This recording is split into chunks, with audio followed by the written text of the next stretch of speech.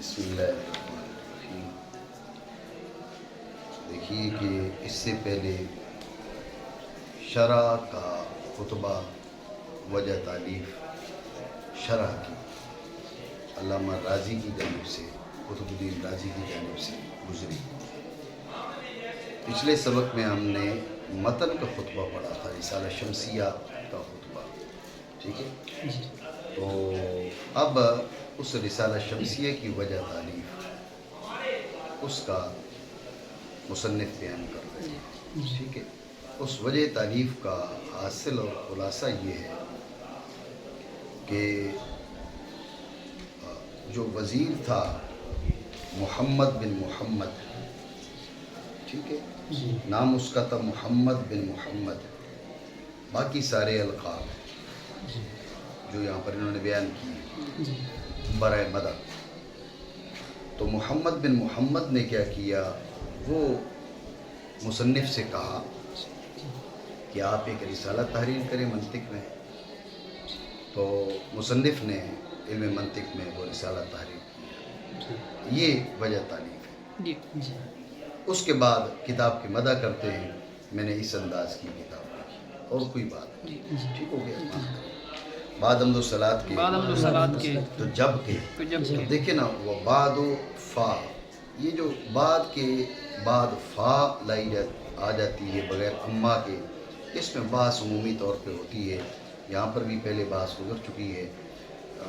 میرا یہ کہنا ہے، میرا یہ ماننا ہے کہ یہاں پر جو مناسب اور درست جواب ہے وہ یہ ہے کہ یہ فا توہم اما کی بنیاد پر ہے، یہ توہم اما کی وجہ سے ہے، کیونکہ بالعموم یہاں پر جو مقام ہے وہ اما کا ہے، لایا نہیں گیا، لیکن اس کی توہم کی بنیاد پر جواب میں فا ہے، وہ اما بعد فلما کان۔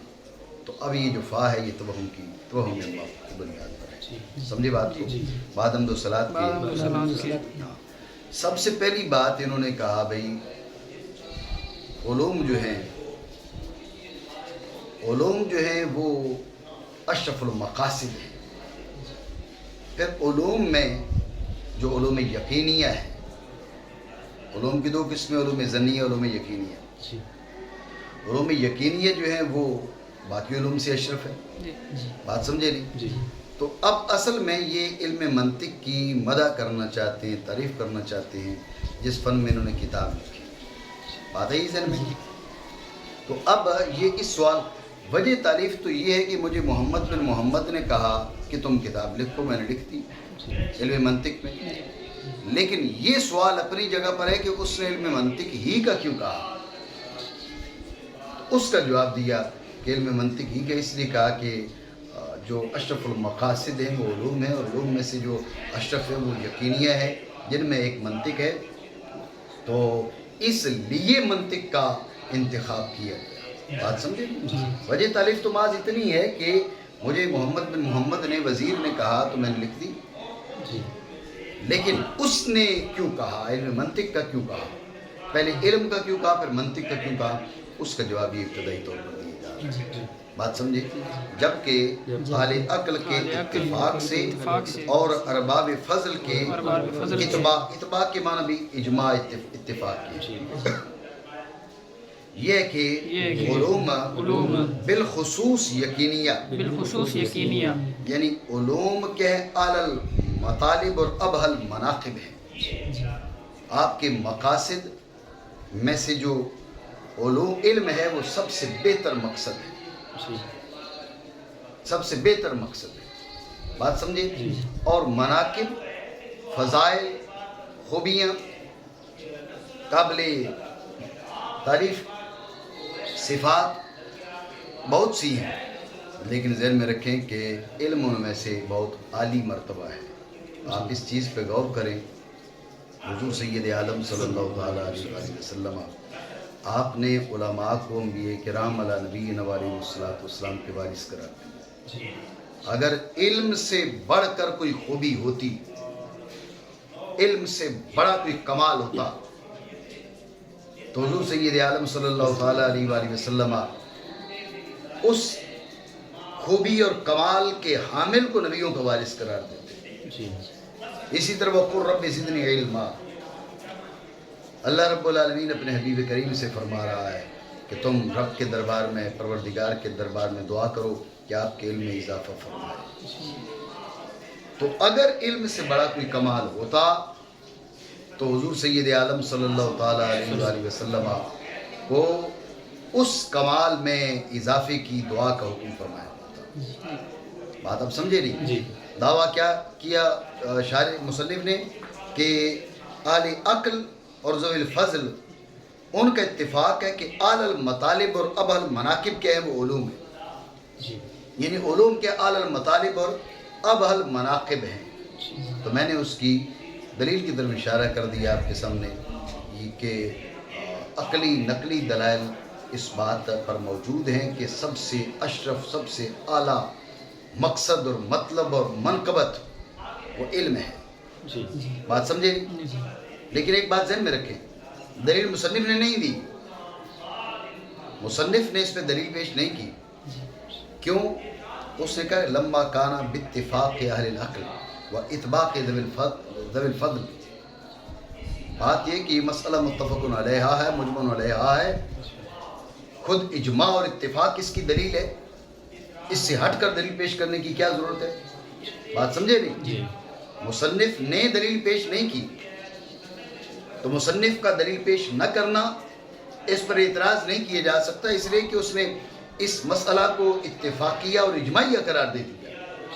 جب اتفاقیہ اور اجماعیہ قرار دے دیا تو لہٰذا خود اتفاق اہل عقل اور اجماع اہل فضل یہ خود دلیل ہے، الگ سے دلیل کی کون سی حاجت ہے؟ بات سمجھے نہیں سمجھے؟ میں نے دلیل کی طرف اشارہ کیا لیکن حاجت نہیں ہے۔ کیوں؟ اس لیے کہ کہا یہ مسئلہ متفق علیہ ہے۔ بات سمجھے؟ یہاں تک بات ہے فقط علم کی، یعنی علم کے وہ اعلی مطالب ہے، تمہارے مقاصد اور مطالب میں سے سب سے اعلیٰ مطلب علم ہے، اور تمہارے مناقب میں سے سب سے اعلیٰ منقبت کے وہ علم ہے۔ بات ہے ذہن میں؟ پھر علوم کی دو قسمیں، علوم ظنیہ اور علوم یقینیہ۔ واضح سی بات ہے، یقین ظن سے اعلیٰ، جب یقین ظن سے اعلیٰ تو علم یقینی علم ظنی سے اعلیٰ۔ بات سمجھے نہیں؟ تو اس لیے کہا سیم الیقینیت، سیم الیقینیت، یقینیت و یقینیت تینوں اس ماں کا ماں بعد جو ہے اس میں تینوں احتمالات درست احتمالات پائے جاتے ہیں۔ سیم الیقینیت، الیقینیت و الیقینیت۔ بات سمجھے نہیں؟ بالخصوص معنی خصوصاً کے ہے، سیما بمعنی خصوصاً، ٹھیک ہے؟ یعنی بالخصوص علوم یقینیہ، یعنی علوم اعلی المطالب اور افضل المناقب ہے، اس میں کوئی شک نہیں ہے۔ پھر علوم میں سے علوم یقینیہ زیادہ شرف والے ہیں۔ بات ہے ذہن میں؟ ایک اس بات پہ اتفاق ہے اہل عقل کا، ٹھیک ہے؟ دوسرا ایک اور چیز پر اتفاق ہے، وہ کون سا؟ کہ وَأَنَّ صَاحِبَهَا أَشْرَفُ الْأَشْخَاصِ الْبَشَرِيَّةِ، بات یہ کہ علم والا کیا ہے، وہ اشخاص بشری میں سے سب سے زیادہ شرف والا ہے۔ صاحب علم کیا ہے؟ وہ تمام تر جو انسان ہیں ان سب میں سے ذی شرف وہ ہے جس کے پاس علم زیادہ ہے۔ بات سمجھے نہیں؟ ٹھیک ہو گیا؟ یعنی جتنے بھی انسان ہیں ان میں سے سب سے عرفہ، سب سے اعلیٰ، سب سے اشرف وہ ہے جس کے پاس علم زیادہ ہے۔ یعنی جو بنیاد ہے کمالات کی وہ علم ہے۔ بات سمجھے نہیں؟ لیکن یہ بات ذہن میں رکھیں، یہاں پر کمالات سے کمالات کسبیہ مراد ہے، کمالات سے کمالات کسبیہ مراد ہے۔ بعض کمالات بابیہ ایسے بھی ہوتے ہیں، ایسے بھی ہیں کہ جو کمالات کسبیہ سے فائق ہیں۔ بات سمجھے نہیں سمجھی؟ ٹھیک ہو گیا؟ کہ جیسے جزو رسول ہونا یہ کا کمالات کسبیہ ان سے اعلیٰ مرتبہ ہے، عرفہ مرتبہ ہے۔ بات سمجھے؟ تو یہاں پر کیا کہا؟ ان وَأَنَّ صَاحِبَهَا أَشْرَفُ الْأَشْخَاصِ الْبَشَرِيَّةِ، اشخاص بشریہ میں سے سب سے افضل، مطلب کمالات کسبیہ کے اعتبار سے، بات ذہن میں رکھنا، کمالات کسبیہ کے اعتبار سے یہ کیا ہے؟ یہ اشرف الاشخاص البشریہ۔ اب یہ بھی سمجھو اشرف الاشخاص البشریہ کیوں ہے صاحب علم؟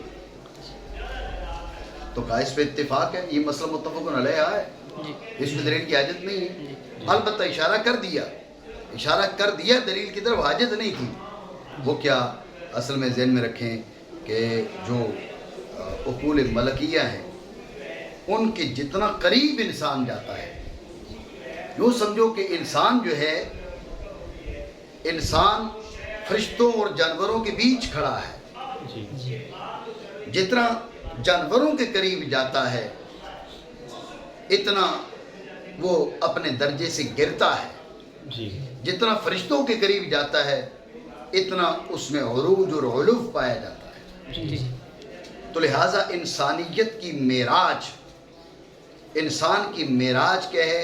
اتصال بالعقول الملکیہ ہوا ان کے قول کے مطابق۔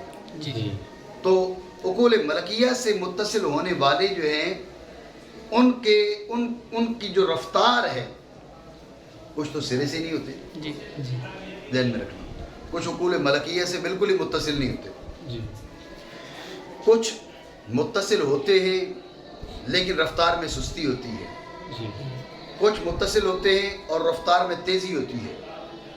عقول ملکیہ سے متصل ہونے والے اور سب سے تیز رفتاری کے ساتھ متصل ہونے والے وہ کون ہیں؟ وہ ارباب علم ہے۔ وہ کون ہے؟ ارباب علم۔ اس لیے کیا ہے؟ یشرف الاشخاص البشری۔ بات سمجھے نہیں؟ خلاصہ دوبارہ سمجھے۔ کہا کہ ورنہ صاحبہ اشرف الاشخاص البشریہ، کہ صاحب علم کیا ہے؟ وہ اشرف الاشخاص البشریہ ہے۔ تو اس میں دلیل کی حاجت نہیں، کیونکہ اس نے کہا یہ مسئلہ متفق علیہ ہے، مجمع علیہ ہے۔ جب اس میں اتفاق اور اجماع ہے تو اب دلیل کی کیا حاجت ہے؟ لیکن یہ بات ذہن میں رکھیں کہ پھر بھی دلیل کی طرف اشارہ کر دیا۔ حاصل جو ہے دلیل کا وہ میں نے آپ کو بتایا کہ انسان، گویا کہ انہوں نے کھڑا کیا انسان کو فرشتے اور جانور کے بیچ۔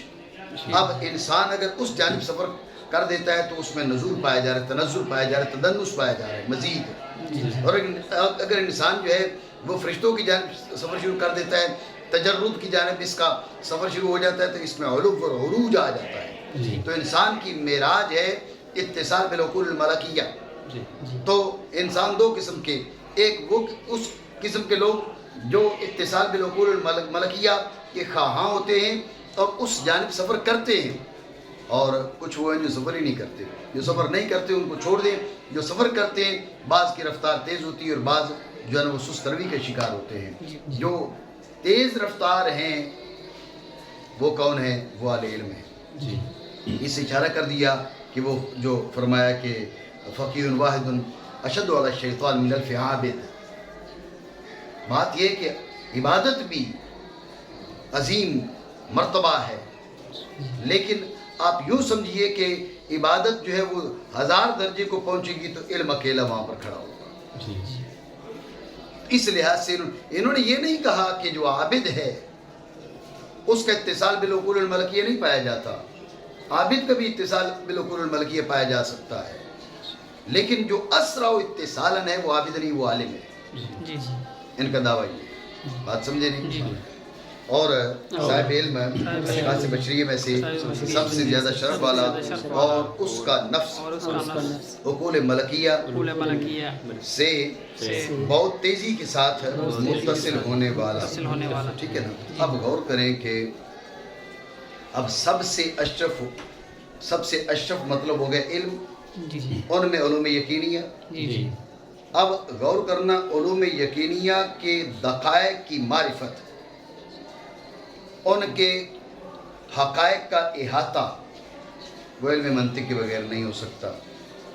یعنی جو اشرف العلوم ہیں ان کے دقائق کی معرفت منطق کے بغیر نہیں ہو سکتی، کنہ حقائق تک رسائی منطق کے بغیر نہیں ہو سکتی۔ غور کریں تو پھر یہ ان کا موقوف علیہ نہ ہوا، یہ موقوف علیہ ہوا۔ جب یہ موقوف علیہ ہوا تو جیسے وہ اشرف العلوم تو یہ اشرف العلوم کا موقوف علیہ، اس کی بھی اہمیت ہے۔ سمجھے بات؟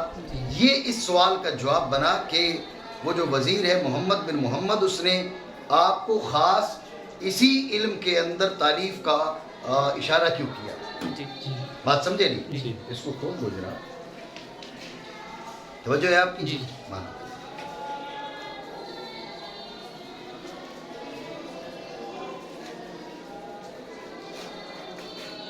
اور اطلاع اس کے ان کے دقائق پر اور احاطہ ان کے حقائق کی کنہ کا نہیں ممکن ہے مگر اس علم کے ذریعے جو موسوم ہے منطق کے ساتھ۔ سوال یہ ہے کہ یہ جو آپ نے دعویٰ کیا ہے کہ بغیر علم منطق کے علوم کے دقائق کی اطلاع اور کنہ حقائق کا احاطہ یہ ممکن نہیں، اس کی کیا دلیل ہے؟ اذ بہ یعرف صحتها، اس سے جو ہے اس کی دلیل کی طرف اشارہ کر رہے ہیں، بات پہ توجہ دیں۔ حاصل دلیل یہ ہے کہ علوم میں جو ابحاث صحیحہ ہیں اور سقیمہ ہیں ان میں اور ان کی غص اور سمین کے بیچ امتیاز علم منطق کے بغیر نہیں ہو پاتا۔ علم منطق جو ہے وہ ابحاث کی صحت اور سقم ان کے بیچ مابل امتیاز ہے، فارق ہے، فرق کرنے والا ہے۔ اس لیے کہ ہے علم منطق کے بغیر ان کے حقائق کی معرفت نہیں ہو سکتی، ان کے دقائق کی معرفت نہیں ہو سکتی۔ دوبارہ سمجھیں، دعویٰ کیا کہ وکان الاطلاع علی دقائقها والاحاطہ بکنہ حقائقها لا يمکن الا بالعلم الموسوم بالمنطق، یہ دعویٰ ہے کہ علوم کے دقائق کی معرفت، علوم کے حقائق کا احاطہ علم منطق کے بغیر نہیں ہو سکتا۔ کیوں نہیں ہو سکتا؟ اذ بہ یعرف صحتها، ان ابحاث کی جو صحت ہے، یعنی کون سی بات صحیح ہے، کون سی سقیم ہے، اس میں تر و تازہ کون سی ہے اور بیمار کون سی ہے، فربا کون سی ہے اور لاغر کون سی ہے، کبھی کون سی اور ضعیف کون سی ہے۔ فربا لاغر سے مراد یا قوت ضعف ہے، کبھی کون سی اور ضعیف کون سی ہے، اس کی جو معرفت ہے وہ علم منطقی کے ذریعے ہو سکتی ہے۔ اس لیے یہ اس کی دلیل پیش کی، سمجھے، اس دلیل ہے کیونکہ اسی کے ذریعے پہچانی جاتی ہے ان ابحاث کی صحت، ان کے فساد سے اور ان کی کمزوری، ان کی قوت سے، یعنی ان میں سے کبھی کون سی ہے اور ضعیف کون سی ہے۔ جب یہ آپ کی بات ذہن میں آ گئی، سب سے اشرف علم ان میں سے علم یقینی، اور علم یقینی تک جو رسائی ہے، احاطہ حقائق کا، دقائق کا، وہ علم منطق کے ذریعے، تو اب علم منطق کا شرف متحقق، جب علم منطق کا شرف متحقق ہو گیا تو کہا کہ اشار علیہ من سعیدہ سعیدہ بلطف الحق، جو سعادت مند ہوا، جو سعید بنا لطف حق سے، وہ محمد بن محمد کی بات کر رہے ہیں۔ بات سمجھے؟ تو اشارہ یہاں سے وجہ تعلیف شروع ہو رہی ہے۔ پہلی جو گفتگو ہے وہ اس سوال کا جواب ہے کہ اس نے علم منطق کی طرف اشارہ کیوں کیا، بات سمجھے؟ اور پچھلی جو گفتگو ہے آپ اس کو اس سوال کا جواب بنانے کے بجائے اس بات کی تائید بھی بنا سکتے ہیں کہ بھئی اس نے اشارہ کیا اور آپ شروع ہو گئے۔ حکمران، بادشاہ، سرکاری عہدیدار وہ کچھ بھی کہہ دیتے ہیں، جب وہ کچھ بھی کہہ دیتے ہیں تو ان کی ہر بات نہیں مانی جا سکتی۔ جب ہر بات نہیں مانی جا سکتی تو آپ نے کیا کیا؟ اس نے اشارہ کیا، آپ نے کہا بادر تو میں نے تو اجلت کی، بھئی ہاتھ سے نکل نہ جائے، سمجھ رہے ہو نہیں؟ تو یہ سوال کیا جا سکتا ہے، تو اس سوال کے جواب کی طرف ماقبل کلام کو اشارہ بناؤ کہ بھئی اس نے جو کہا وہ اتنی، آپ یہ تو سمجھیں کہ اس نے حکم کس کا کیا، اشارہ کس بات کی طرف دیا، یہ تو اشارے کے بغیر کر لینا چاہیے تھا مجھے۔ جب اشارہ آ گیا اب تو طریقہ اولا کرنا چاہیے تھا، بات سمجھے نہیں؟ تو اس کلام سابق کو اس سوال کا آپ جواب بنائیں کہ اس نے اشارہ کیوں کیا، اور اس سوال کا جواب بنائیں کہ جب اس نے اشارہ کیا تو آپ نے مبادرہ کیوں کیا۔ ٹھیک ہے، تو دونوں تقریریں یہاں پر کی جا سکتی ہیں۔ بس اشارہ کیا میری جانب اس شخص نے جو سعید ہوا، سعادت مند ہوا، حق کے لطف سے اور ممتاز ہوا، اس کی تائید کے ذریعے تمام مخلوقات میں سے، یعنی مخلوقات اللہ رب العالمین کی انگنت لا تعد ولا تحصیٰ، لیکن خاص اس کو کیا ہے، اللہ رب العالمین کی تائید خاص حاصل، اس تائید نے اسے ممتاز کیا۔ سمجھے بات کو؟ تائید نے ممتاز کیسے کیا؟ اس لیے کہ آپ غور کریں، کم عمری کے باوجود وہ اتنا سمجھدار اور اتنا اپنی جو مسند ہے اس کے لحاظ سے ذی شعور، یہ تو کم عمری میں تو یہ باتیں نہیں پائی جاتی لیکن اس کے اندر پائی جا رہی ہیں، جس سے معلوم پڑتا ہے تائید الہی اس کی یاوری کر رہی ہے۔ سمجھے بات کو؟ اور مائل ہیں اس کے قرب کی جانب قریب والا اور دور والا، یعنی اللہ رب العالمین نے اس کو وہ شرف عطا فرمایا کہ قریب والے اور قریب آتے ہیں، دور والے بھی اس کے قریب آتے ہیں، ٹھیک ہے، اور کامیاب ہوا اس کی پیروی کر کے فرما بردار اور نافرمان۔ یہ تو مبالغہ ہے نا بھائی، جو فرما بردار ہے موتی اور آسی، یعنی موتی شرع کا، آسی شرع کا، جی، تو شرع کا فرما بردار اس کے پیچھے چلا تو کامیاب ہو گیا، شرع کا نافرمان بھی اس کے پیچھے چلا تو وہ بھی کامیاب ہو گیا، جی۔ تو یہ کیا ہے؟ یہ انتہائی مبالغہ ہے۔ توجہ کی جا سکتی ہے، اس کی توجہ یہ کہ اس کی مطابقت سے پہلے وہ آسی تھا، اس کی مطابقت کیا ہے؟ اس کی مطابقت چونکہ یہ شریعت کا تابع ہے، شریعت کا پیروکار ہے، شرع شریف کا، تو اب اس کی پیروی نہیں، اس کی پیروی شرع شریف کی پیروی ہے۔ اب اس کی پیروی شرع شریف کی پیروی ہے، یعنی المطیع وہ تو پہلی فرما بردار تھا، عاصی جو پہلے نافرمان تھا لیکن اس کی مطابقت کی تو وہ کامیاب ہو گیا، کیونکہ اس کی مطابقت شرع شریف کی مطابقت ہے۔ یہ توجہ ہو سکتی ہے، ورنہ اس کے علاوہ توجہ نہیں ہو سکتی کہ شرع کی نافرمانی کر کے اس کی فرما برداری کر کے وہ کامیاب کیسے ہو سکتا ہے؟ بات سمجھے نہیں؟ ہاں، یہ مبالغہ ہے، اور توجہ اس کی یہ ہے کہ اس کی مطابقت سے پہلے آسی تھا، اس کی مطابقت کی تو اب وہ بھی موتی ہو گیا۔ تو موتی اور آسی میں فرق یہ ہوا کہ جو موتی اس کی مطابقت سے پہلے سے موتی تھا، آسی پہلے آسی تھا، اب اس کی مطابقت کی ہے تو وہ بھی موتی بن گیا، اس لیے کیا ہو گیا؟ وہ دونوں کامیاب ہو گئے، اور کامیاب ہوا اس کی پیروی کر کے فرما بردار اور نافرمان، اور وہ مولا ہے، صدر ہے، یعنی صاحب صدارت ہے، صدارت کی کرسی پہ بیٹھنے والا، ٹھیک ہے۔ لیکن صدر جو ہے وہ عہدے کے لحاظ سے نہیں کہا، ٹھیک ہے نا، کرسی صدارت پہ بیٹھنے والا یعنی صدارت کا مستحق، عہدے کے لحاظ سے یہ وزیر تھا، اس لیے الصاحب کہا، کیونکہ جو وزیر ہے یہ مصاحب ملک ہوتا ہے، یہ مصاحب ہوتا ہے، تو اس لیے اس کو صاحب کہہ دیا کہ وزیر مراد ہے۔ صاحب عظمت والا، عالم، فاضل، مقبول، انعام کرنے والا، احسان کرنے والا، حسب والا، نسب والا، یعنی صرف اس کے پاس عادات اور خصائل حمیدہ نہیں ہے بلکہ نسب بھی اس کا عالی اور شرافت والا ہے، سمجھے بات کو؟ حسیب، نصیب، مناقب و مفاخر والا۔ ابھی کا نا شمس الملت والدین، اصل میں اس کا لقب شمس الدین، اسی مناسبت سے رسالہ شمسی ہے، اسی کے لقب کی جانب یہ رسالہ منسوب ہے۔ ملت اور دین کا سورج، اسلام اور مسلمانوں کی رونق، اکابر و اماثل کا مقتدا، یعنی وہ اماثل تو ہو گئے نا، اقران اور اس کے برابر کے لوگ، برابر کے لوگوں کا بھی مقتدا ہے اور بڑوں کا بھی مقتدا ہے، قدوۃ الاکابر ہے، بات سمجھے نہیں؟ آپ کہو گے بھئی قدوۃ الاکابر کیسے ہے؟ اکابر تو اکابر مقتدا ہوتے ہیں، یہ ان کا مقتدا کیسے ہے؟ جی، تو اصل میں بات یہ کہ قدوۃ وہ اکابر باقیوں کے لحاظ سے اکابر ہیں، باقیوں کے لحاظ سے اکابر ہیں، لیکن یہ اپنے شرف اور مقام اور مرتبہ اور علم اور فضل کے لحاظ سے ان میں شمار ہوتا ہے، عمر میں کم ہے لیکن مقام اور شرف کے لحاظ سے من جملۃ الاکابر شمار ہوتے ہیں، اس لیے ان کا کیا ہے؟ وہ قدوہ ہے۔ اماثل ہیں اس کی عمر کے لحاظ سے جو اس کے برابر کے ہیں، ان کو اماثل کہہ دیا، عمر کے لحاظ سے بڑے لیکن علم و فضل میں اس کے برابر، اب عمر کے لحاظ سے انہیں اکابر کہا، لیکن چونکہ یہ علم و فضل میں ان کے برابر ہے اس لیے ان کا قدوہ ہے، بات سمجھے نہیں؟ بڑوں کا اور برابر والوں کا مقتدا، بادشاہوں اور فضلاء کا بادشاہ،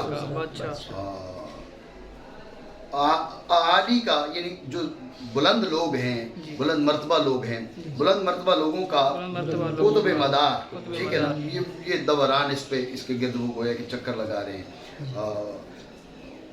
بلندیوں کا فلک، ٹھیک ہے نا، بلندیوں کا یہ فلک ہے، بلندیوں کا یہ آسمان ہے، محمد یہ اس کا اپنا نام ہو گیا۔ اب آگے جو القاب آ رہے ہیں وہ اس کے والد کے آ رہے ہیں، بیٹا مولا کا، صاحب صدارت کا، صاحب عظمت کا، اچھا باپ بھی اس کا وزیر، یہ وزیر ابن وزیر ہو گیا، ٹھیک ہے نا، وزیر اعظم، صاحب العظم، ٹھیک ہے نا، آفاق کا دستور.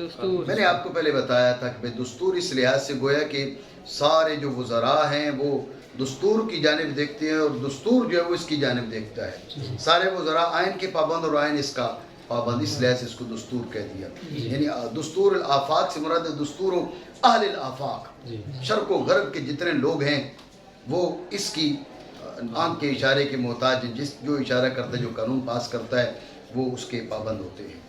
دور کا وزیر، یہ ذہن میں رکھیں کہ یہاں پر آصف بول کر وصف مشہور مراد ہے. جیسے شعر کہہ دیا جاتا ہے لکل فرعون موسیٰ، یہاں پر کیا ہے؟ وصف لازم مشہور مراد ہے. سمجھے بات کو؟ تو اب لکل فرعون موسیٰ، فرعون سے مبتل اور موسیٰ سے محق، بات ہے ذہن میں. تو یہاں پر آصف سے مراد کیا؟ وزیر، وزیر بے مثال. ٹھیک ہو گیا؟ دور کا وزیر، شرق و غرب کے وزراء کا بادشاہ. اب خود تو بادشاہ اس کو نہیں کہا جا سکتا، تو کہا وزراء کا بادشاہ. یعنی وزراء جو ہیں وہ بہت سے ہیں، لیکن وزراء کی بادشاہی اس کو ملی ہے، اس کے باپ کو. ٹھیک ہے نا؟ ممالک کے دیوان کا صاحب، یعنی اس کے پاس ہے ان سارے ملکوں کا دیوان، ان کا دفتر، یہ اس کا مالک ہے. حق اور دین کی رونق، علماء اسلام اور مسلمانوں کا مددگار، بادشاہ اور سلطانوں کا مدار محمد. یعنی باپ کا نام بھی محمد اور بیٹے کا نام بھی محمد. ٹھیک ہے نا؟ تو یہ محمد بہت اعلیٰ نام ہے، بلکہ مخلوقات کے ناموں میں سے سب سے بہتر، برتر، بلند، بالا نام ہی محمد ہے. اس لیے جو ہے وہ اہل علم جو ہے وہ فقط یہ نام رکھ دیا کرتے تھے، محمد. بیٹے کا نام محمد، پوتے کا نام محمد. اب امام غزالی رحمۃ اللہ تعالیٰ علیہ کو دیکھیں، محمد بن محمد بن محمد، ابو حامد محمد بن محمد بن محمد غزالی توسی. سمجھو بات کو؟ بیٹا، باپ، دادا، سب کا نام محمد. سمجھو بات نہیں؟ ٹھیک ہے نا؟ تو یہ ہمارے یہاں پھر کیا ہو گیا؟ ہمارے یہاں ہمارا عرف یہ ہے کہ ہم اس کے ساتھ جوڑ کر کچھ اور نام رکھ دیتے ہیں. محمد اویس. ٹھیک ہے جی؟ اب محمد اویس نام رکھ دیا. بہتر اس کا طریقہ یہ ہے کہ نام آپ محمد رکھیں، اویس آپ عرف رکھ دیں. ٹھیک ہے نا؟ نام محمد رکھیں، فاروق عرف رکھ دیں. پیدائشی جو نام ہے وہ محمد رکھیں، چند دنوں بعد بلانے کے لیے آپ سندھ والے ویسے بھی 2 2 4 4 نام جو ہے وہ رکھ دیتے ہو، تو عرف جو ہے وہ عنایت اللہ رکھ دیں.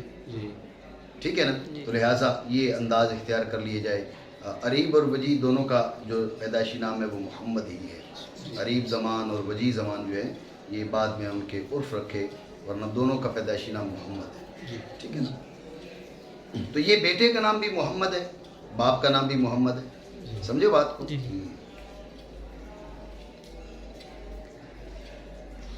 اللہ تعالیٰ ان کے سائے کو دائمی کرے اور ان کی بزرگی کو دوگنا فرمائے.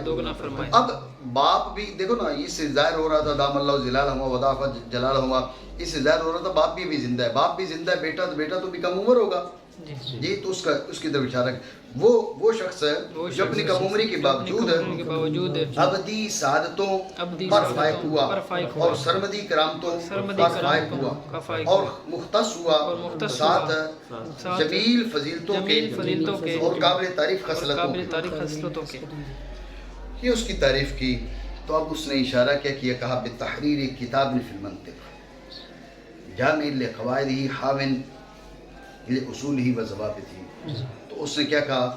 اشارہ کیا منطق میں کتاب لکھنے کا. سوال یہ کہ منطق میں کتابیں نہیں تھیں؟ کہا نہیں، مخصوص نوعیت کی کتابیں بہت تھیں، مخصوص نوعیت کی کتاب چاہیے تھی. اس لیے اشارہ کیا. وہ نوعیت کیا ہے؟ وہ نوعیت بیان کر رہے ہیں. جامع ہو منطق کے قواعد کی، حاوی ہو اس کے اصول اور ضوابط کی. اس قسم کی جو ہے نا اس نے کتاب لکھنے کا اشارہ کیا.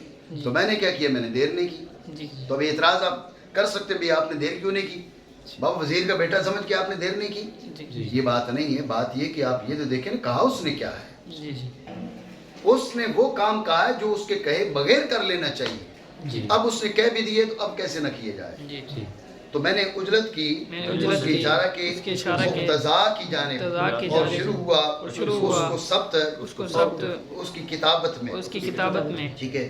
تو لیکن اس میں کیا اپنے اوپر لازم کیا ہے یہ اپنی شرط بیان کر رہے ہیں کہ میں نے اس کتاب میں شرط کیا رکھی استلزام کرتے ہوئے لازم کرتے ہوئے کہ نہ خلل ڈالوں گا کسی بھی ایسی چیز میں جو شمار کی جائے قواعد و ضوابط سے. یعنی بات یہ کہ کوئی قاعدہ ضابطہ میں نے یہ لازم کیا کہ اس کا کوئی قاعدہ ضابطہ چھوڑوں گا نہیں. لیکن یہ بات ذہن میں رکھیں آپ کہیں جی فلاں کتاب میں فلاں قاعدہ لکھا ہے تو بات یہ کہ میں نے قواعد معتد بہا کی بات کی ہے. کچھ قاعدے ضابطے ایسے ہوتے ہیں جو غیر معتد بہا ہوتے ہیں. میں نے ان قواعد کو لکھنے کا التزام کیا جو معتد بہا ہے. بات سمجھے نہیں؟ ساتھ شریف اضافوں کے اور لطیف نقطوں کے میری جانب سے یعنی وہ اضافے اور وہ نکات جو ہیں وہ میں نے خود اپنی جانب سے ان کا اضافہ کیا ہے. اس میں کسی کی پیروی نہیں کی جو کہ وہ میری اپنی فکر کا نتیجہ ہے. اس کا یہ مطلب نہیں ہے کہ بھئی ہماری فکر میں کچھ بھی نہیں آتا. ہماری فکر میں بھی بہت سی باتیں آتی ہیں. تو ہماری فکر کا جو نتیجہ تھا جس میں ہم نے کسی کی پیروی نہیں کی, ہاں حق کے سری کی پیروی کی جو اللہ رب العالمین کی جانب سے ہمیں اللہ کریم جل وعلا نے ہمارے دل پر جو دروازے کھولے اس کی پیروی کی. میری اپنی جانب سے غیر تابع ہو کر مخلوقات میں سے کسی کے بھی بلکہ اس حق کے سری کے جس کی طرف نہیں آتا باطل نہ سامنے سے نہ پیچھے سے. ایسی مبالغہ ہے انسان کے دل پر جو فتح باب ہوتا ہے وہ اس درجہ کا نہیں ہوتا کہ ان کو لا یأتیہ الباطل من بین یدیہ ولا من خلفہ. یہ ماد مبالغہ ہے. یہ شان کیا ہے؟ یہ شان کلام الہی کی ہے. انہوں نے بطور اقتباس اس کو ذکر کیا ہے اور مبالغہ کیا اس کو بیان کرنے میں, ورنہ جو ہے وہ یہ رتبہ یہ مرتبہ جو ہے وہ نہیں ہے. کلام الہی اور وحی الہی کے بعد حتیٰ کہ جو الہام ہے الہام من اللہ ہے لیکن اس کی بھی یہ آپ شان نہیں بیان کر سکتے. لا یأتیہ الباطل من بین یدیہ ولا من خلفہ. یہ شان وحی کی ہے. بات سمجھی؟ انہوں نے مبالغت نہیں کہا. اور نام رکھا میں نے اس کا رسالہ شمسیہ. یہ منسوب ہے شمس الدین کی جانب محمد بن محمد کی جانب. ٹھیک ہے. قواعد منطقیہ میں اب آگے اس کی ترتیب بیان کر رہے ہیں. اس کی ترتیب کیا اور ترتیب دی میں نے اس کی ایک مقدمہ پر 3 مقالے اور ایک خاتمہ. مقدمہ 3 مقالے خاتمہ یعنی 5 اجزاء ہوگی. آپ سوال کر سکتے ہیں کہ ابھی یہ جو خطبہ ہے جو خطبہ ہے تو یہ بھی تو ہے کہ نا پھر 5 اجزاء تو نا وہ 6 اجزاء ہوئے. خطبہ مقدمہ 3 مقالے اور خاتمہ 6 اجزاء ہوئے. آپ نے 5 بیان کی تو اس کا جواب یہ ہے کہ یہ جو مقاصد ہیں مقصود بالذات ہیں یا مقصود بالغیر ہیں مقاصد کا بیان کیا. مقاصد 5 ہیں. خطبہ کتاب کا جز ہے لیکن مقاصد کا حصہ نہیں. یہ اس کا جواب ہے. ترتیب دی میں نے اس کی ایک مقدمہ پر 3 مقالوں پر خاتمہ پر تھامتے ہوئے توفیق کی رسی کو عقل کے واحد کی جانب سے اور بھروسہ کرتے ہوئے اس کے جود پر. جود کو اگر آپ صفات افعال سے معنی بنائیں تو پھر افادت ما ینبغی لمن ینبغی لا لغرض ولا لعوض. اور اگر جود کو آپ صفات ذات سے بنائیں تو پھر کیا معنی ہوں گے؟ پھر اس کی معنی کیا جائے کہ مبدأ افادت ما ینبغی. اگر صفات ذات سے تو مبدأ افادت ہے اور اگر صفات افعال سے تو افادت ما ینبغی لمن ینبغی لا لغرض ولا لعوض. بات سمجھے؟ توکل کرتے ہوئے اس کے جود پر جو افادہ فرمانے والا ہے خیر اور عدل کا. دیکھو جود کو مفید کہا ہے. یہ مجاز عقلی ہے. المفید کی نسبت مفید تو رب کریم جل وعلا ہے نا تو یہاں پر مفید اس جود کو قرار دیے مجاز عقلی ہے. سمجھے بات کو؟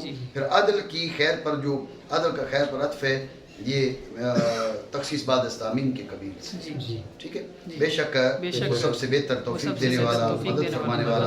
اور مقدمہ تو اس میں 2 باتیں ہیں. پہلی بات منطق کی ماہیت اور اس کی جانب حاجت کے بیان میں ہے. شرح میں انشاءاللہ اس پہ گفتگو آتی ہے. مزید بات انشاءاللہ شرح میں کرتے ہیں.